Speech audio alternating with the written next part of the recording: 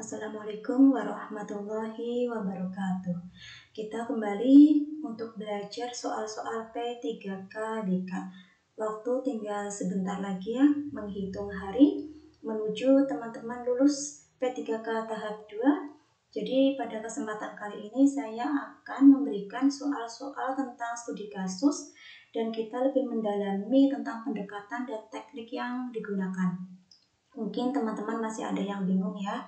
Jadi pada kesempatan kali ini mari kita bahas, kita pelajari soal-soal tentang itu dan teman-teman bisa mencoba untuk mengerjakan soal yang ada di kuis dahulu, kemudian nanti kita bahas di video ini.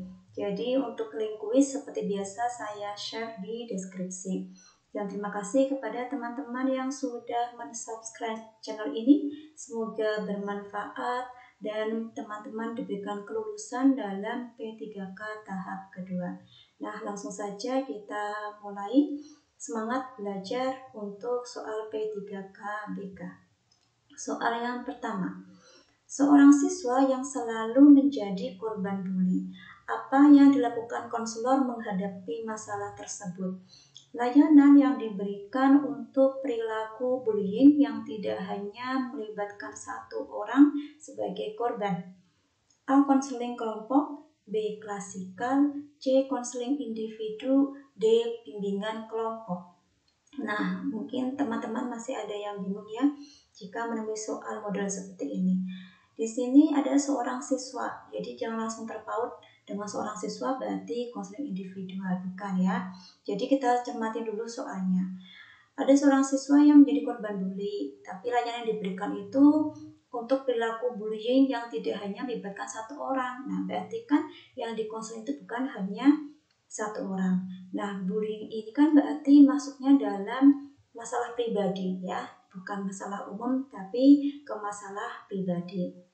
Nah, mungkin teman-teman masih ada yang bingung perbedaan konseling kelompok dan bimbingan kelompok. Jadi untuk konseling kelompok itu lebih menangani masalah pribadi dari konseling, tapi kalau bimbingan kelompok itu lebih membahas tentang masalah umum ya. Jadi misalkan seperti etika dalam bermedia sosial, itu maksudnya dalam bimbingan kelompok karena umum. Nah, di sini kan permasalahannya adalah masalah pribadi dan yang dilayani dalam konseling ini adalah beberapa siswa ya. Jadi menggunakannya yaitu konseling kelompok.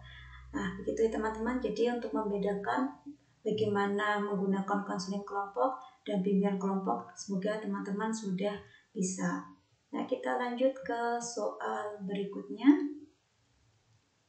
Andre merupakan anak kedua dari 3 bersaudara, laki-laki dan berusia 16 tahun. Andre mengeluhkan memiliki hubungan yang kurang baik dengan ayah dan kakak yang membuatnya merasa tidak senang dan tidak nyaman saat berada di rumah. Karena waktu kecil Andre pernah dimarahi dan sangat menyakitkan, sehingga Andre masih merasa kecewa sampai sekarang. Dari kasus tersebut, pendekatan apa yang cocok digunakan? A. Psikoanalisis, B. Client Center, C. Gestalt, D. Behaviorisme. Jawaban yang benar kira-kira yang mana ya? Yaitu yang C ya teman-teman, Gestalt. Nah, teman-teman pahami soal ini.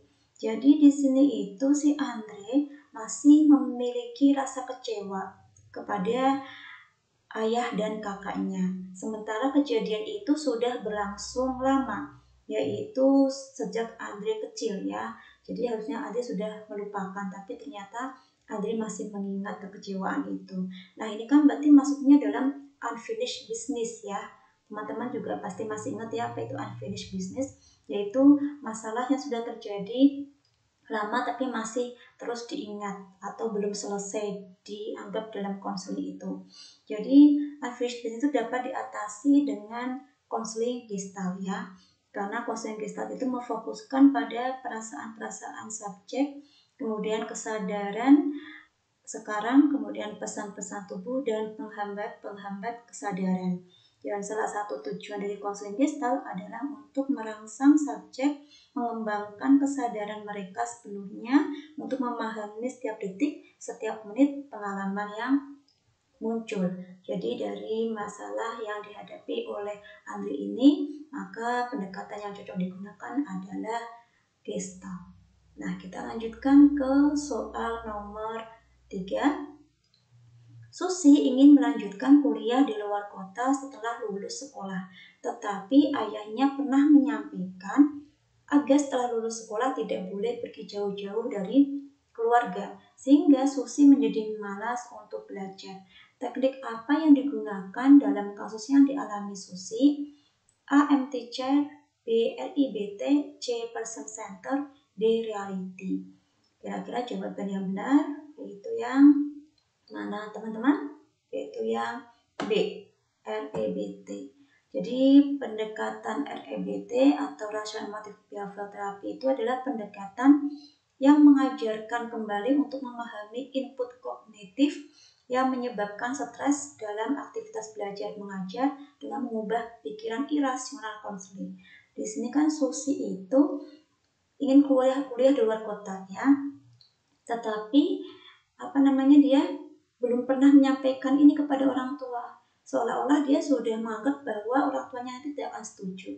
Berarti ini kan pikiran irasional dari Susi yang harus dirubah menjadi rasional. Jadi dalam irasional dirubah menjadi irasional itu maksudnya REBT.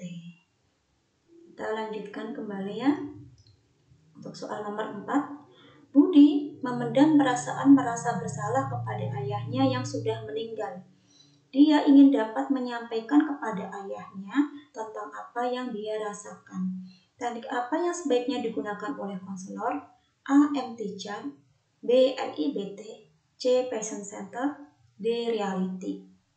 Nah, dalam soal nomor 4 ini, kira-kira teman-teman sudah bisa memahami ya. Jadi soal nomor 4 ini jawabannya adalah yang A. Empty chair atau kursi kosong. Karena di sini kan Budi itu ingin menyampaikan perasaan kepada ayahnya. Nah, tapi ayahnya itu sudah meninggal. Jadi yang digunakan adalah empty chair. Karena teknik empty chair itu adalah suatu teknik yang membantu klien agar dapat mengungkapkan perasaan yang terpendam serta agar dapat mencapai kesadaran tentang apa yang mereka rasakan dan mereka lakukan. Kemudian memahami kenyataan atau realita dan bertanggung jawab terhadap pilihannya. Kita lanjutkan kembali ke soal nomor 5. Rani memiliki kecemasan terhadap tempat yang tinggi. Dia selalu bingung dan ingin mencoba untuk menghilangkan kecemasannya yang terkadang tidak beralasan. Dalam hal ini, Rani menemui konselor sekolah untuk melakukan konseling sehubungan dengan masalah yang dihadapinya. Jika Anda sebagai konselor, maka masalah Rani dapat dibantu dengan mengaplikasikan teknik A. Teknik relaksasi, B. Teknik extinction, C. Teknik pembanjiran, D. Teknik desensitisasi sistematis. Nah, kira-kira jawaban yang benar adalah yang D ya, yaitu teknik desensitisasi sistematis. Ini adalah teknik yang digunakan untuk melemahkan respon terhadap stimulus yang tidak menyenangkan dan mengenalkan stimulus yang berlawanan, yaitu yang menyenangkan. Jadi dalam hal ini kan Rani itu cemas terhadap tempat yang tinggi ya. Jadi harus stimulus dengan stimulus yang berlawanan atau menyenangkan. Nah, kita lanjutkan kembali ke soal nomor 6. Dalam sebuah sesi konseling, Rani mengungkap bahwa penyebab nilainya buruk dalam pelajaran matematika karena tidak dapat mengelola waktu belajarnya. Pada langkah selanjutnya, konselor menyegerakan untuk fokus pada hal-hal sukses pada diri Rani ketika mendapatkan nilai yang bagus. Yang dilakukan konselor merupakan sudut pandang dari pendekatan A. REBT, B. Rasionalisasi, C. SFBC, D. Transaksional. Jawaban yang benar adalah yang C, yaitu SFBC. Jadi Solution Focused Brief Counseling itu adalah sebagai pendekatan konseling kreatif ya. SFBC merupakan salah satu model konseling masa kini yang dikategorikan efektif untuk digunakan konselor dalam membantu konseling keluar dari permasalahan yang mereka alami. Dalam masalah itu Nami mengungkapkan nilainya yang buruk ya. Kemudian konselor menyegerakan. Nah, kata kuncinya menyegerakan untuk fokus. Nah, menyegerakan untuk fokus itu maksudnya dalam SFBC, solution fokus. Jadi langsung fokus pada permasalahan yang dihadapi oleh Nami. Kita lanjut ke soal yang terakhir, yaitu soal nomor 7. Seorang siswa berasal dari keluarga kurang mampu, tetapi dia selalu memperlihatkan seolah-olah menjadi anak orang kaya di depan teman-temannya. Dalam menangani masalah yang dialami siswa tersebut, teknik apa yang sebaiknya digunakan oleh konselor? A. SFBC, B. LEBT, C. Person Center, D. Transaksional. Jawaban yang benar adalah yang C, yaitu Person Center. Jadi model pendekatan Person Center itu merupakan pendekatan yang mengutamakan komunikasi dan berfokus pada klien. Konselor membantu konseling untuk mengenali dirinya dan masalah-masalahnya secara menyeluruh. Jadi untuk pendekatan person center ini adalah pendekatan dari Carl Rogers ya. Nah, di situ kan ada ideal self, ada real self. Nah, ini masuk di sini ya. Jadi seorang siswa itu kurang mampu. Itu kan real self-nya. Tapi ideal self-nya dia ingin dianggap menjadi anak orang kaya di depan teman-temannya. Jadi harus disesuaikan dengan tekniknya, yaitu menggunakan person center. Nah, berikut 7 soal yang bisa saya sampaikan kepada teman-teman. Semoga teman-teman bisa memahami apa yang saya sampaikan, terus semangat belajar, semoga lulus dalam P3K tahap 2. Terima kasih, mohon maaf kalau ada salah-salah kata dan juga kekurangan. Wassalamualaikum warahmatullahi wabarakatuh.